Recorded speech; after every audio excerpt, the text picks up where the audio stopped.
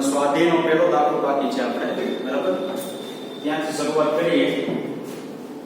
સ્વાધ્યાયનો શું છે રકમ? નીચેની આકૃતિ A થી F દ્વારા દર્શાવેલ વર્ણવેલ પરિસ્થિતિમાં પ્રેરિત પ્રવાહની દિશા જણાવો. પ્રેરિત પ્રવાહની દિશા જો તમારે છે ને આકૃતિની અંદર ખૂબ જ સૂક્ષ્મ રીતે જોવાનું છે, કારણ કે મેં આમ સોલિડ દોર્યું હોય બરાબર. આ છેડો પાછળની સાઈડ છે કે આગળની સાઈડ એમાં તમને ખબર પડી જશે આકૃતિ જોશો ને, બરાબર? હું મારી રીતના દોરું છું. પ્રેરિત પ્રવાહ મેળવવાનો છે, વિષમઘડી છે, સમઘડી કઈ દિશા મળે છે. તો એમાં સૌપ્રથમ પહેલું છે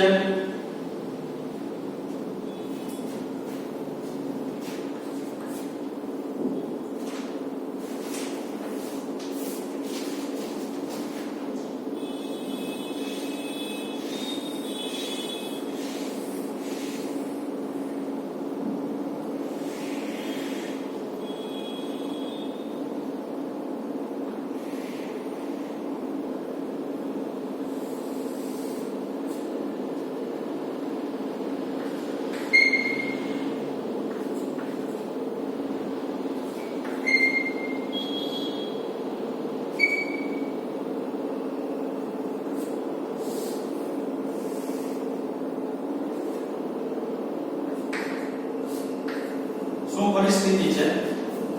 ટૂંકમાં આ એક ગૂંચળું છે, બરાબર? આ ગૂંચળાની અંદર તમે જોશો ને આ ભાગ રહ્યો ને એ આગળનો ભાગ છે. આગળનો ગૂંચળું જે છે આમ જોવું, બરાબર? ધારો કે ગૂંચળું જે છે આમ જોવું, બરાબર? આ જે ભાગ છે ને આગળનો કહેવાય, આ પાછળનો ભાગ. આ રહ્યું ને ટીક કર્યું ને એ આ ભાગ છે, બરાબર? તો આપણે ખબર છે કે લેન્સના નિયમનો ઉપયોગ કરો, ચુંબકને નજીક લઈ જાઓ. નજીક લઈ જાઓ તો અહીંયા કયો ધ્રુવ ઉત્પન્ન થવો જોઈએ? S ઉત્પન્ન થવો જોઈએ, બરાબર? એટલે આ પાછળનો ભાગ છે, અહીંથી નામ આગળનો ભાગ. અહીંથી પ્રવાહ જે છે આમ ઉપર જશે, અહીંથી નામ નીચે આવશે, અહીંથી નામ આમ પાછો આવશે, બરાબર? એટલે પ્રેરિત પ્રવાહની દિશા ખાલી મેળવવાની છે આપણે. તો ટૂંકમાં જે છે આ ચુંબક નિરીક્ષણ નિરાતે કરજો એની અંદર. એટલે આ ભાગ કયો નહીં તમને આગળનો દેખાશે ને આ ભાગ પાછળનો દેખાશે. એટલે જો S સામે S થઈ જવું જોઈએ. તો S સામે S થઈ જાય તો જ લેન્સના નિયમની હાજરી સૂચવાય. તો S સામે S થવા માટે તો અહીંયા મારે S જોવો પડે. અહીંયા S જોવું તો આ પ્રવાહ આગળનો ભાગ જે છે આમ અહીંયા પ્રવાહ ઉપર તરફ, અહીંયા પ્રવાહ નીચે તરફ. તો અહીંથી નીચેથી આમ ઉપર આવીને આમ ગયો જશે, બરાબર? તો મારાનો જવાબ શું લખાય?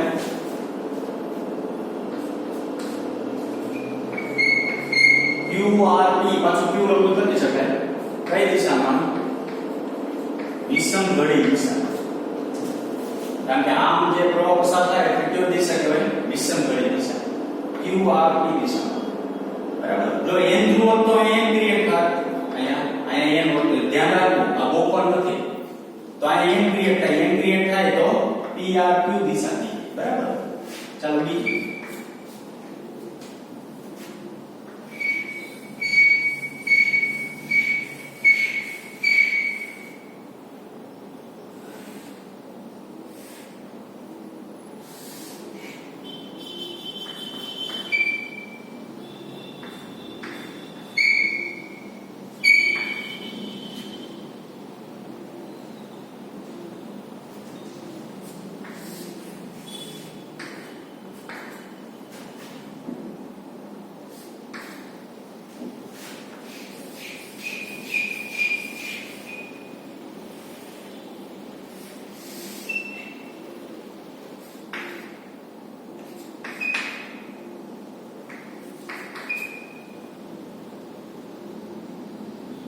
ચાલો હવે આ અત્યારે ભૂલી જાઓ.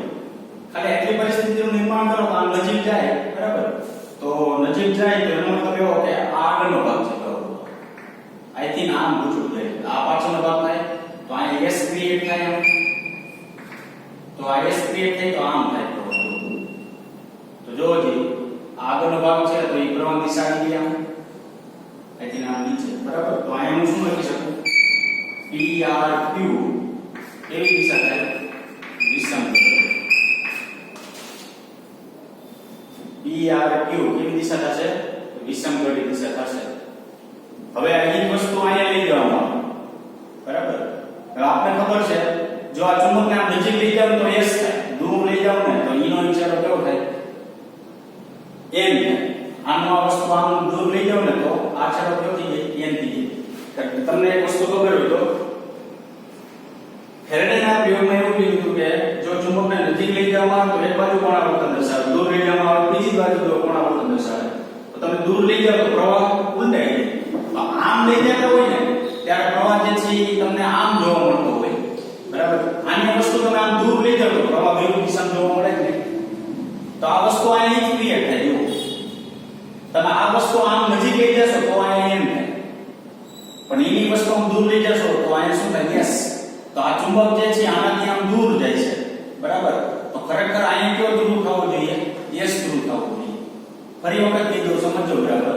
લેન્ઝના નિયમ મુજબ શું છે? જો નજીક લઈ જાવ, કારણ કે ફેરાડેનો નિયમ એવું છે કે નજીક લઈ જાવ તો એક બાજુ કોણાવર્તન, દૂર લઈ જાવ તો બીજી બાજુ કોણાવર્તન. પ્રેરિત પ્રવાહ દિશા ઉલટાઈ ગઈ દૂર લઈ જાવ તો નજીક લઈ જાવ તો તમને ખબર પડી ગઈ પ્રવાહ આમ મળે છે, વિષમઘડી દિશા, બરાબર. એની વસ્તુ દૂર લઈ જાવ તો અહીંયા શું થઈ જાય? પ્રવાહ આમ સમઘડી થઈ જાય. તો દૂર લઈ જાવ તો આ S ને M કેમ છે? તો સમઘડી ક્યારે થાય? તો કે આ N દૂર ક્રિએટ થાય ત્યારે. નજીક લઈ જાવ ત્યારે S તો થશે, દૂર લઈ જાવ તો N. તો અહીંયા શું થયું? આ ચુંબક જે છે ને એ આમ જ ગતિ કરે છે. તો એનો મતલબ એવો કે આ ટુકડાથી દૂર ગયો કે નહીં? જો આ ચુંબક આમ ગતિ કરતો ને તો અહીંયા N દૂર ક્રિએટ થાય. જો દૂર ગતિ કરે તો આ કેવો થાય? S. આ કેવો થાય? N. તો આ N જો ક્રિએટ થતો હોય ને તો એનો મતલબ એવો કે અહીંયા આમ N ક્રિએટ થાય, બરાબર. તો હવે આ આગળનો ભાગ છે. આમાં આગળનો ભાગ છે, આમાં આ કેવો છે? આમ આગળનો ભાગ છે. તો ત્યાંથી પ્રવાહ આમ આવે, આવીને આમ જશે. પાછળના ભાગે પ્રવાહ આમ ઉપર તરફ હશે. તો અહીંથી આમ પ્રવાહ આવ્યો, આમ ગયો, અહીંથી આમ ગયો, પાછો આમ આવ્યો, બરાબર. તો આ જે માર્ગ થશે YZX કેવું થશે? સમઘડી થશે. ખ્યાલ આવ્યો? બરાબર. ચાલો એના પછી C.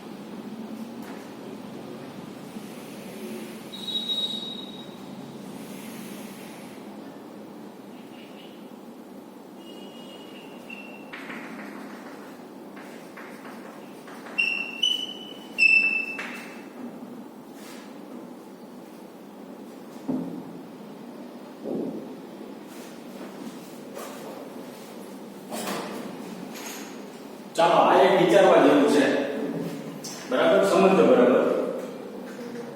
હવે આમાં શું છે એક વસ્તુ જુઓ, તમને એક ગુચડું અહીંયા આપેલું છે. આ એવું કે આ એક દાબપડ છે. દાબપડ એટલે ઓલી સ્વિચ ભરાવી દો ને એની પર હમણાં બંધ કરી દાબપડ બંધ કરો એટલે પ્રવાહ પસાર થાય. પ્રવાહ પસાર થાય એટલે ધનમાંથી બહાર નીકળે પ્રવાહ, ઋણમાં એન્ટર થશે. ઓકે, પ્રવાહ એ દર્શાવે. પણ આ જે વ્યૂ આપેલો છે ને કયો વ્યૂ આપેલો છે એ ખાસ મગજમાં રાખવાનું છે. ગુચડું જે છે તમને, બરાબર, ગુચડું એની એક આ સાઈડ છે ને એક આ સાઈડ છે. જો આ સાઈડ છે ને આ સાઈડ છે એ ખબર ક્યારે પડે? તમે આ સાઈડ જોવો છો કે આ સાઈડ જોવો છો એ ક્યારે ખબર પડે?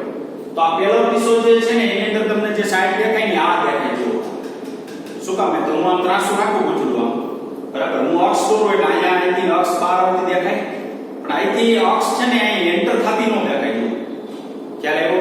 તો અહીંયા અક્ષ થતી નથી દેખાતી, અહીંથી બહાર આવતી દેખાય છે. અહીંયા એન્ટર થતી નથી દેખાતી, બહાર આવતી દેખાય છે. તો એનો મતલબ એવો થયો કે આ ગુંચડું જે છે ને એનો કયો ભાગ આપણને દેખાય? તો ગુંચડું જો આમ રાખવામાં આવે તો મને આ ભાગ દેખાય છે. આ ગુંચડાનો કયો ભાગ દેખાય છે? મને આ ભાગ દેખાય છે. યાદ રાખજો બરાબર. ખ્યાલ આવ્યો કે નહીં? ફરીવાર કહી દો, આ જે ભાગ દેખાય છે એ ભાગની અંદર આપણે આ પાછળથી અક્ષ એન્ટર થાય છે, આગળથી બહાર નીકળે. અહીં પાછળથી એન્ટર થાય છે, આગળથી બહાર નીકળે. એટલે કયો ભાગ દેખાતો હોય? ગુંચડું હોય, ધારો કે આમ ગુંચડું, આ ધારો કે પહેલો છેડો અને આ બીજો છેડો, તો આ બીજો છેડો આપણે દેખાય છે, આ છેડો દેખાતો નથી. યાદ રાખજો બરાબર.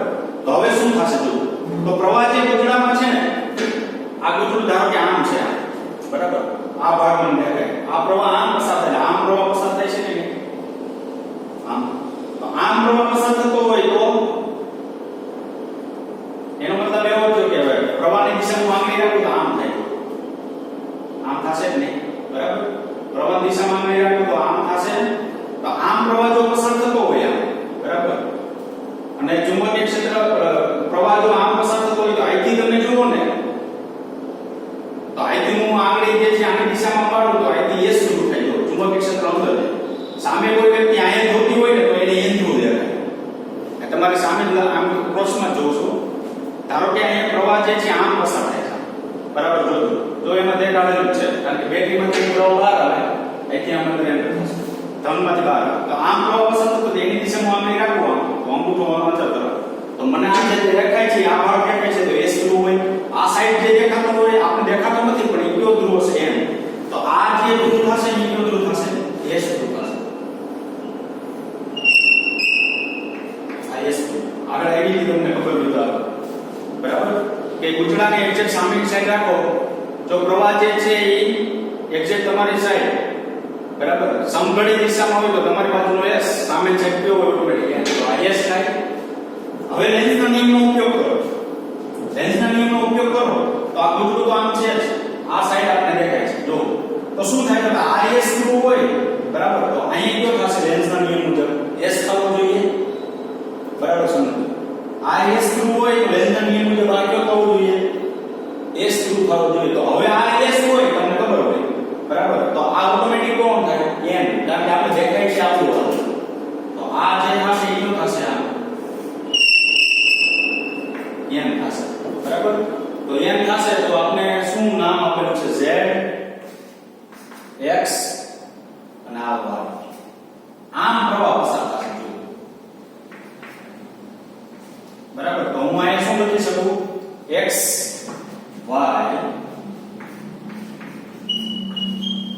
કેવી દિશામાં? વિષમઘડી દિશા. ફરીવાર સમજી દો, આ પાછળની સાઈડ નથી દેખાતી, અહીંથી ડાયરેક્ટ દેખાય એનો મતલબ એવો કે આ સાઈડ આપણે દેખાય છે, બરાબર. હવે પ્રવાહ પ્રમાણે આ જે ધ્રુવ થયો S થયો, બાજુમાં હું અહીં બીજું રાખું, આમ બે ગુંચડા છે, બરાબર. આપણે આ સાઈડ અને આ સાઈડ બે દેખાય છે. હવે આ S થાય તો લેન્સના નિયમ મુજબ આ S થવી જોઈએ, ખ્યાલ આવ્યો કે નહીં? આ S થાય તો આ કયો થવું જોઈએ? N. એટલે અહીંયા શું લખ્યું મેં? N. તો N પ્રમાણે પ્રવાહ કેવો મળે મને? XYZ વિષમઘડી દિશામાં પ્રાપ્ત થશે. ઓકે, બરાબર. હવે એના પછી છે, બરાબર, ધ્યાન રાખીને સોલ્યુશન કરજો આનું, બરાબર. D,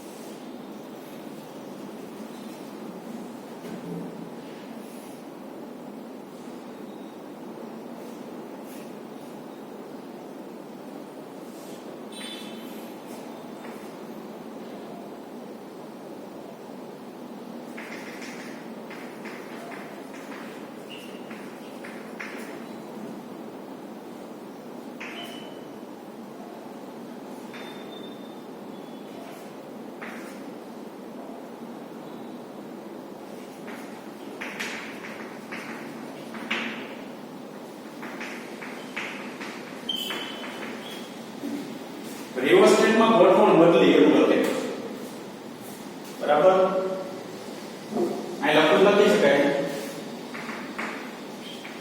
રિવર્સમેન્ટ ઘટાડતા પ્રવાહ વધે તો તમે ભણી ગયા બરાબર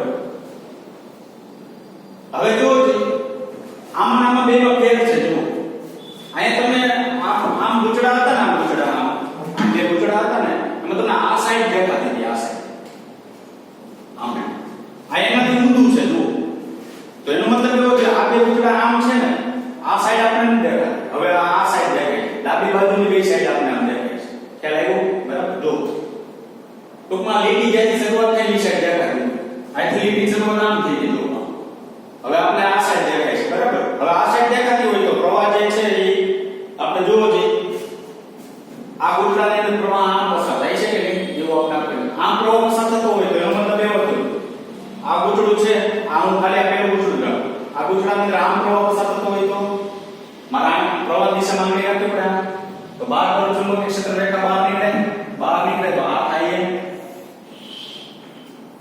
બરાબર હવે બે ગુચડા હું ગોઠવી દઉં બે ગુચડા ગોઠવી દીધા બરાબર બે ગુચડા ગોઠવી દીધા આ શું થયું એન થયું કે નહીં તો હવે લેન્સના નિયમ પ્રમાણે આ એન હોય તો હવે આ સાઈડ કેવી થાય એન થાય તો આ સાઈડ એન થાય તો હવે કઈ થાય એસ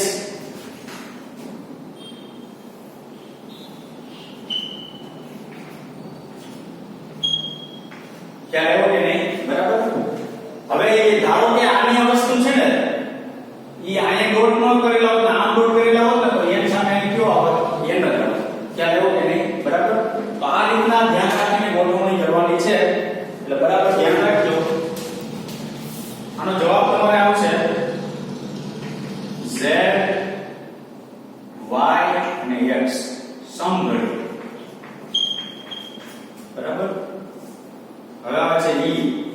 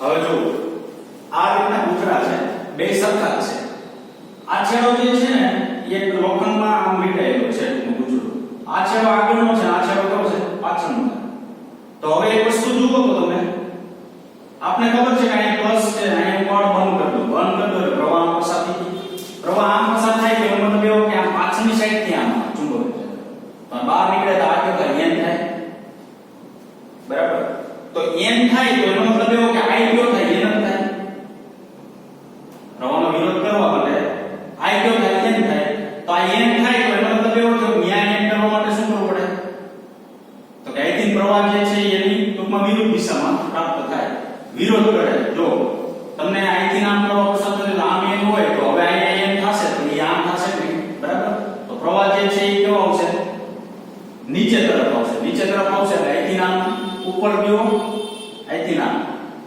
બરાબર ટૂંકમાં જે ફ્લક્સનો ફેરફારનો શું કરે છે એ વિરોધ કરે છે તો આપણે શું કીધું દાબોળ હમણાં જ ખુલ્લી કરી જો હા બરાબર છે ખુલ્લી કરી એટલે એનો મતલબ એવો કે બંધ કરી તો પ્રવાહ બંધ કરો છો એટલે મતલબ એવો થયો કે આ એન છે તો ઓટોમેટિક ઘટાડો કરે પ્રવાહનો ઘટાડો કરે પણ ઘટાડો કેવો કરે લાગુ પડેલા ચુંબકીય ક્ષેત્રની વિરુદ્ધ દિશામાં પ્રેરિત EMF ઉત્પન્ન થાય તો લાગુ પડેલા ચુંબકીય ચુંબકીય ક્ષેત્ર આમ છે એની વિરુદ્ધ દિશામાં પ્રવાહ પ્રેરિત થાય તો નીચે તરફ પ્રવાહ પ્રાપ્ત થશે.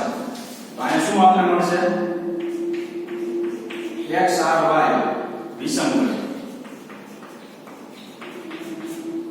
બીજી કઈ ના ખબર પડે ને તો શું કરવાનું? પ્રવાહ વધે છે ઘટે છે જોઈ લેવાનું. વધારાનો ટૂંકમાં એ શું કરશે? વિરોધ કરશે. બરાબર. અને ઘટાડો હોય તો એમાં શું થાય? ઉમેરાય. જે રીતે સોલેનોઇડ આપણે શું કહેવાય ઇન્ડક્ટર ની અંદર જે રીતના કીધું હતી તો અહીંયા પ્રવાહ આમ પસાર થશે. 3 ડાયમેન્શન આકૃતિ જોઈ પછી વિચારવાનું છે. છેલ્લું લાસ્ટ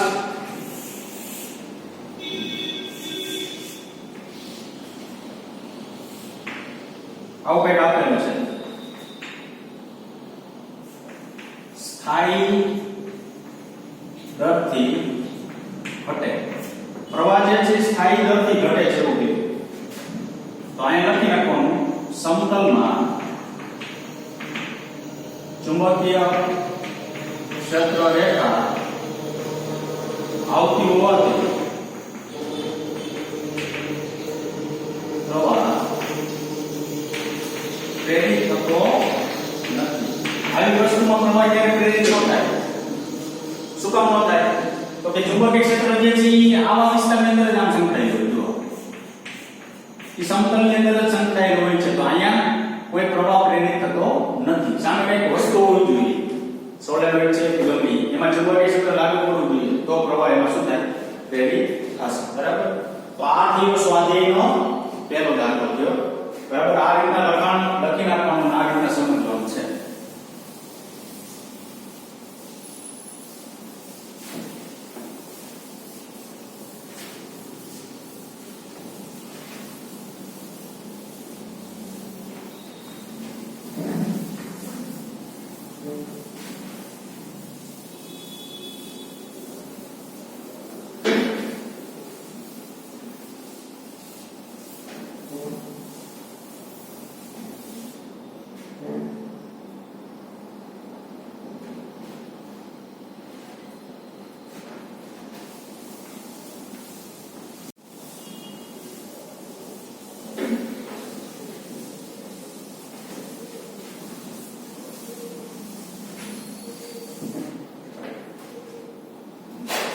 ચાલો આ ચેપ્ટરનો છેલ્લો દાખલો બાકી છે.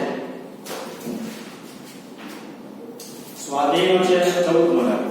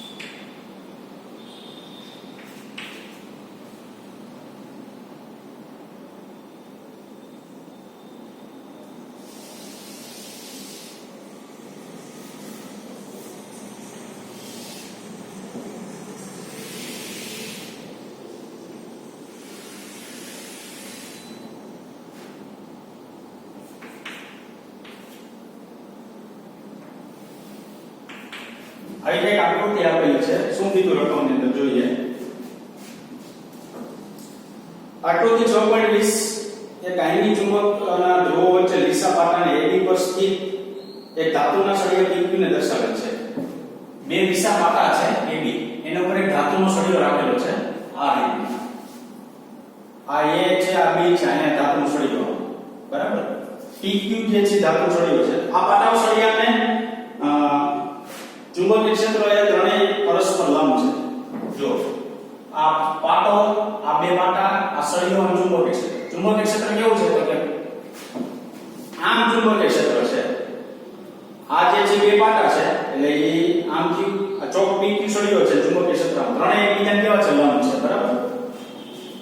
શું કીધું એક ગેલ્વેનોમીટર G ને કડ K દ્વારા પાટા સાથે જોડે છે પાટા સાથે ગેલ્વેનોમીટર અને કડ ચાવી જોડે છે સ્વિચ આ સળિયાની લંબાઈ 15 સેન્ટીમીટર છે PQ સળિયાની લંબાઈ 15 સેન્ટીમીટર છે B બરાબર 0.50 ટેસ્લા આ સળિયો ધરાવતા બંધગાળાનો અવરોધ 9 મિલી ઓહ્મ છે તો આ ક્ષેત્ર સમાન છે તેમ ધારો આ ક્ષેત્ર જે ઉત્પન્ન થાય છે ચુંબકીય ક્ષેત્ર સમાન છે ઉદાહરણ પહેલું શું પૂછ્યું છે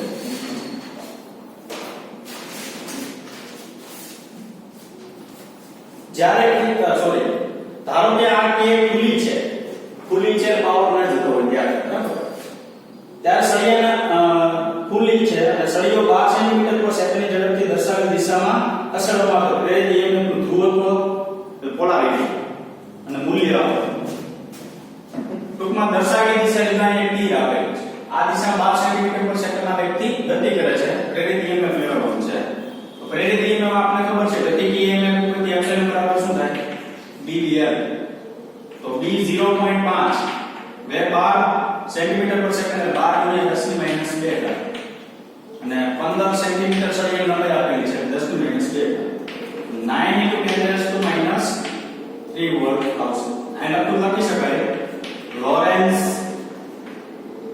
બળની દિશામાં PQ માં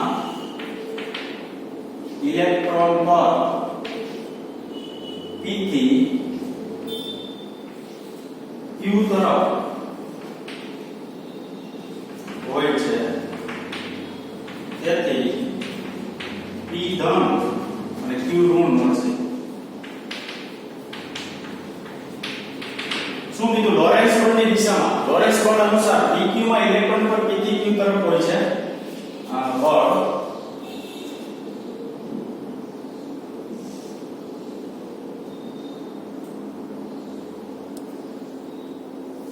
બળની દિશા P થી Q તરફ હોય છે એવું કીધું આમ આની અંદર જે લોરેન્સ બળ લાગશે ને બરાબર એના પર બળની દિશા P થી Q તરફ હોય છે તેથી P ધન અને Q કેવો મળશે ઋણ મળશે કેવી રીતે નક્કી કરશું તો બળ આપને આવો કે વેક્ટર બરાબર Q into V vector cross B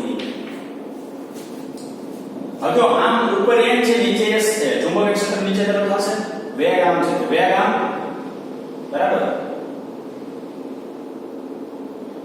વેગ આમ જો સળિયા જે છે ની ખરેખર આમ છે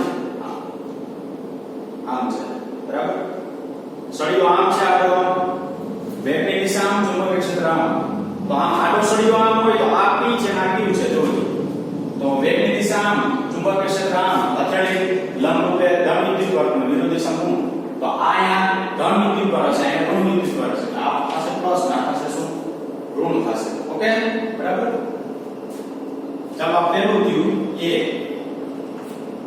ચાલો B શું પૂછ્યું છે જ્યારે કળ ખુલ્લી હોય ત્યારે સળિયાના છેડા ઉપર કોઈ વધારાનો વિદ્યુત વર્ગ પ્રસ્થાપિત થશે જો કે બંધ હોય તો શું ખુલ્લી હોય બંધ હોય જોજો ખુલ્લી હોય એટલે બંધ તો કોઈ પ્રેરિત EMF પ્રસ્થાપિત થશે જો કીધું હા જ્યારે કે કળ ખુલ્લી એટલે ખરેખર બંધ છે બરાબર ત્યારે P છેડો વધારાનો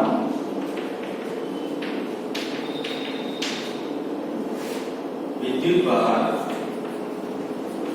પેદા થાય છે જેટલો જ ઋણ વિદ્યુત ભાર Q પર ઉદ્ભવે છે ઋણ વિદ્યુત ભાર Q પર ઉદ્ભવે છે જ્યારે કે બંધ કરવામાં આવે ત્યારે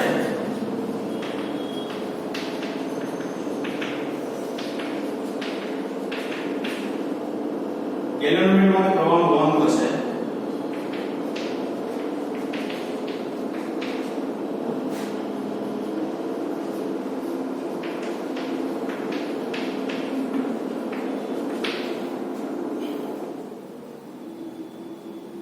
ત્યારે વધારાનું વિદ્યુત ભાર અચળ જળવાશે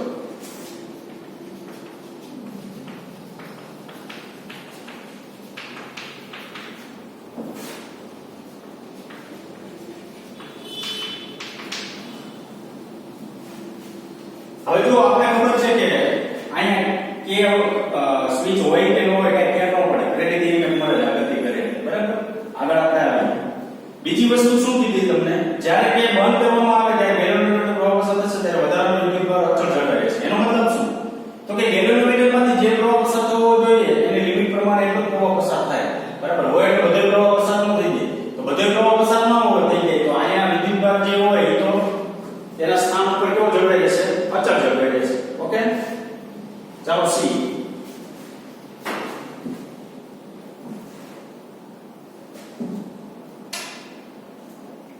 શું કીધું કે ખુલ્લી હોય એટલે બંધ હોય અને સળિયો સમાન રીતે ગતિ કરે ત્યારે સળિયાની આ ગતિના કારણે ઇલેક્ટ્રોન ચુંબકીય બળ અનુભવતા હોવા છતાં આ સળિયો કિંમતમાં ઇલેક્ટ્રોન પર કોઈ ચોખ્ખું બળ નથી સમજાવતો આ ખુલ્લી હોય ત્યારે સળિયો ગતિ કરે ત્યારે ઇલેક્ટ્રોન હોય એના ઉપર કોઈ પણ ચોખ્ખું બળ છે નહીં પરિણામી બળ નથી સમજાવો તો એમાં શું કહેવાનું કારણ કે P અને Q છેડા પર વધારાના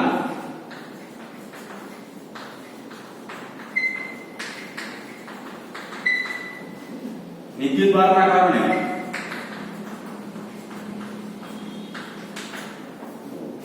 ઉદ્ભવતા વિદ્યુત ક્ષેત્રના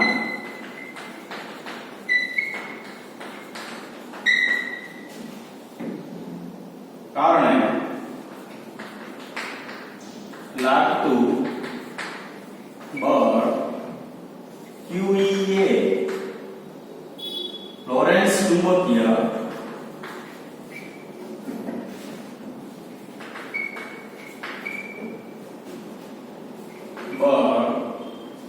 Q into V vector cross V vector ને સમતોલે છે ટૂંકમાં અહીંયા એવું કહેવામાં આવે છે કે અહીંયા જમા થયેલો જે વિદ્યુતભાર છે એ વિદ્યુતભાર વિદ્યુત ક્ષેત્ર ઉત્પન્ન કરે વિદ્યુત ક્ષેત્ર ઉત્પન્ન કરે તો એની અંદર રહેલો બીજો વિદ્યુતભાર જે છે એના ઉપર કંઈક બળ લાગે આ બળ અને લોરેન્સ બળ જે છે એકબીજાને સમતોલે સમતોલે એટલે તો કે એની દિશા જે છે એ બંનેની જે હશે વિરુદ્ધ દિશા છે એક ઉપર હોય તો કેવો હશે નીચે તરફ હશે સમતોલે એટલે પરિણામી કોઈ પણ ચોખ્ખું બળ એના ઉપર છે નહીં એટલે શું કીધું કારણ કે P અને Q છેડા પર વધારાના વિદ્યુતભારના કારણે ઉદ્ભવતા વિદ્યુત ક્ષેત્રના કારણે લાગતું બળ QE એ લોરેન્સ બળ Q V vector cross V vector ને સમતોલે છે આગળ D જ્યારે કે બંધ હોય ત્યારે આશ્રય ઉપર ગતિ રોધક બળ કેટલું હશે કે બંધ હોય એટલે ચાલુ વિરુદ્ધ બરાબર ગતિરોધક બળ મેળવવાનું છે કારણ કે તમને ખબર છે લેન્સ બળ EIL છે બરાબર તો એમાં B ને L લંબાઈ સળિયાની ને B ચુંબકીય ક્ષેત્ર લંબાઈ છે તો પ્રવાહ નથી I બરાબર એપ્સિલોન નો ના એપ્સિલોન તમે મેળવી લીધું છે કેટલું 9 × 10⁻³ અને અવરોધ જે છે એ 9 મિલી ઓહ્મ છે -3 1 એમ્પિયર પ્રવાહ મળશે આપણે તો સળિયા ઉપર પ્રત્યાઘાતી બળ સળિયા પર પ્રત્યાઘાતી બળ F બરાબર BIL તો B એટલે કેટલું છે 0.5 પ્રવાહ કેટલો મળે 1 અને 0.15 સેન્ટીમીટર છે બરાબર તો આનો જવાબ મળશે આપણે 7.5 અને 10⁻² ઓકે આ ડી પ્રાપ્ત થયું ચાલો E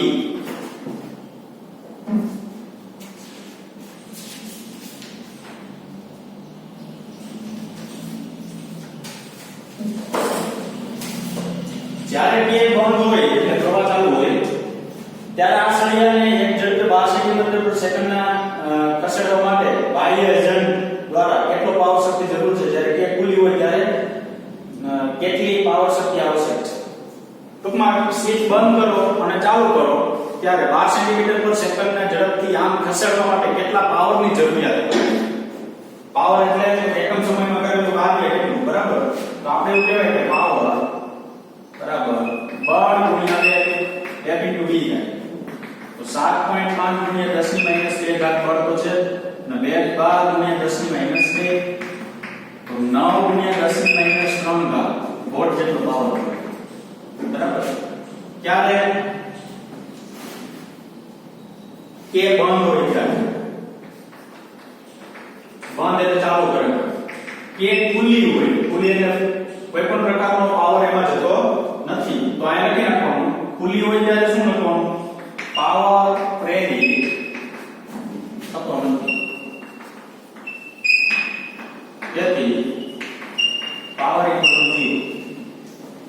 આ સ્વિચ જે છે એ બંધ હોય ત્યારે તેમાં પાવર પ્રેરિત થાય. તેને લીધે ધારો કે એના ઉપર કાર્ય થતું હોય ને સળિયો ગતિ કરે. તો સ્વિચ બંધ કરો તમે, બરાબર, તો તમારે બાહ્ય બળ વડે એને શું કરવું પડે? કાર્ય કરવું પડે. તો કોઈ પણ પ્રકારનો પાવર એમાં ઉપયોગ થતો નથી. પાવર એટલો થઈ જાય શૂન્ય. આ બંધ પરિપથમાં ઉષ્મા રૂપે કેટલી શક્તિ એટલે પાવરનો વ્યય થાય. આ શક્તિ પાવરનો સ્ત્રોત શું છે? વ્યય થતી ઉષ્મા ઊર્જા ગણવાની છે, બરાબર, અને ક્યાંથી પ્રાપ્ત થશે તે તો આ લખાય પાવરનું ઉષ્મા ઊર્જામાં થતું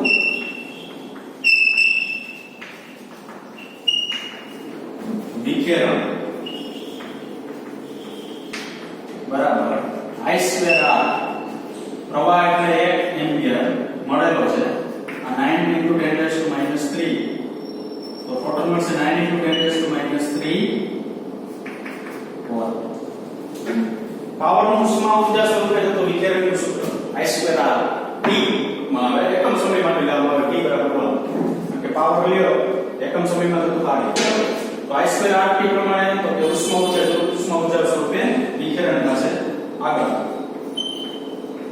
બાહ્ય બળ દ્વારા પાવરનો સ્ત્રોત મળે છે.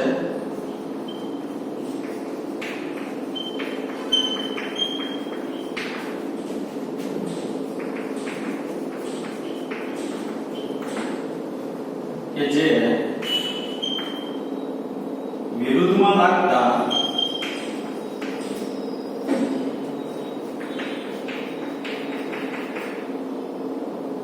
બળની સળિયાની ગતિ ચાલુ રાખે.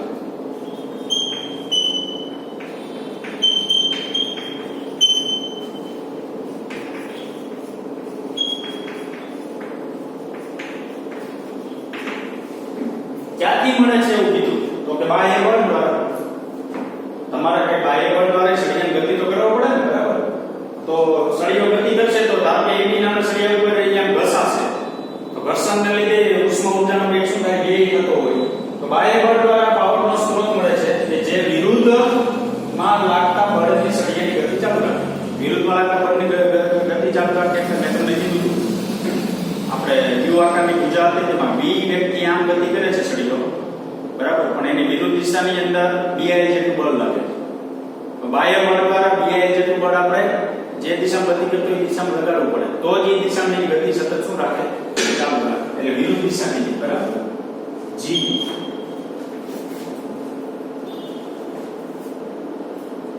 ચુંબકીય ક્ષેત્ર લંબરૂપે હોવાને બદલે પાટામાં સમાંતર હોય તો ગતિમાં સળિયામાં પ્રેરિત ઇએમએફ કેટલું થશે? આ ચુંબકીય ક્ષેત્ર જે છે એ સળિયાને લંબ હોય. આપણે આવી ગયું આપણે સમજાવવું ત્યાં ચોકડી દોરી દીધી ત્યારે સળિયો જે છે આ ચુંબકીય ક્ષેત્ર લંબરૂપે આમ ગતિ કરતો. હવે એવું કીધું કે સમાંતર હોય તો ધારો કે સળિયો આમ એમ સમાંતર હોય તો સમાંતર હોય તો કોઈ પણ પ્રકારનું ચુંબકીય ક્ષેત્ર કોઈ પણ પ્રકારનું પ્રેરિત ઇએમએફ ઉત્પન્ન થતું નથી. સમાંતર ન હોવો જોઈએ. ચુંબકીય ક્ષેત્ર સળિયા કેવું હોવું જોઈએ? લંબ હોવું જોઈએ. થિયરીમાં આવી ગઈ, બરાબર. તો આ લખી શકાય અહીં સળિયો ચુંબકીય ક્ષેત્ર સમાંતર ગતિ કરતો સળિયો ચુંબકીય ક્ષેત્રને સમાંતર ગતિ કરતો હોય તો